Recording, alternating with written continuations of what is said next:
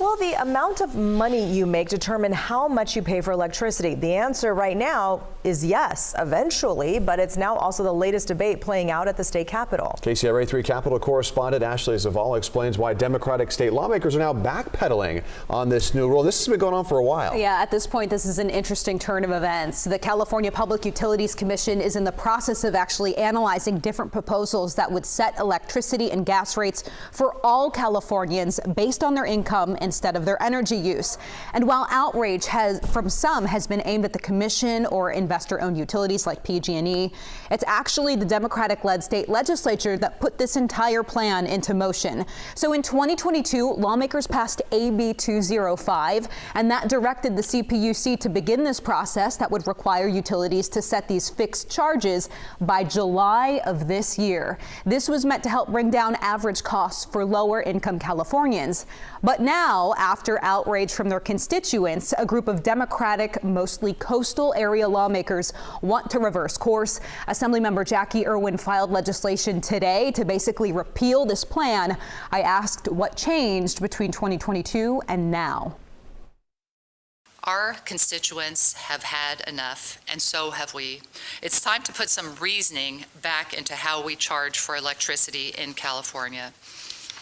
An income graduated fee is impractical for a number of reasons. First, it would be nearly impossible to implement given the many legal and privacy challenges that there would undoubtedly be to accurately determine every taxpayer in the state's income. Reading the text of AB 205, it looks like all of you voted for the CPUC to begin this process. So why the change in heart now?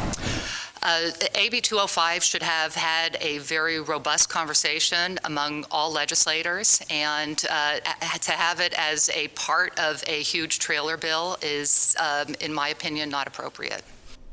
So Irwin there is referring to AB 205 being a budget trailer bill, which is a mechanism used by the legislature and governor regularly to fast-track new laws with little to no public discussion.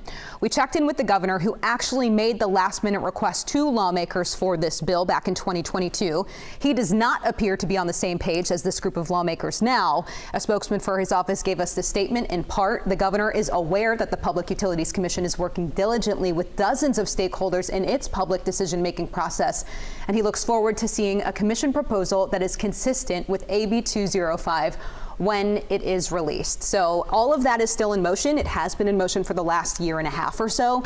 So we'll just have to see what happens. So what's the timeline on all of this, especially for those expecting that new rule to go into effect by July? It's coming quick. That is the question. So the rollback bill today was filed by Assemblymember Irwin. So a hearing on that is not yet scheduled. Assemblymember Irwin told us she wants it to have urgency, meaning the repeal would happen immediately with the governor's signature. But the governor's office statement there doesn't really quite scream that this is something he's ready to sign. But yes, at this point, lawmakers are staring down that July deadline, which is the only thing set in stone because, again, they gave approval to this law. So that's where we're at. At 6, we'll have reaction from lawmakers and the advocates for this proposal. So more to come then. Is it too early to talk about a breakdown of who would be paying how much more and all that? All of that is right now being considered by the California Public Utilities Commission. Again, this work has been in motion, and yeah, we'll just have to see how that plays out. Okay, thank you, Ashley.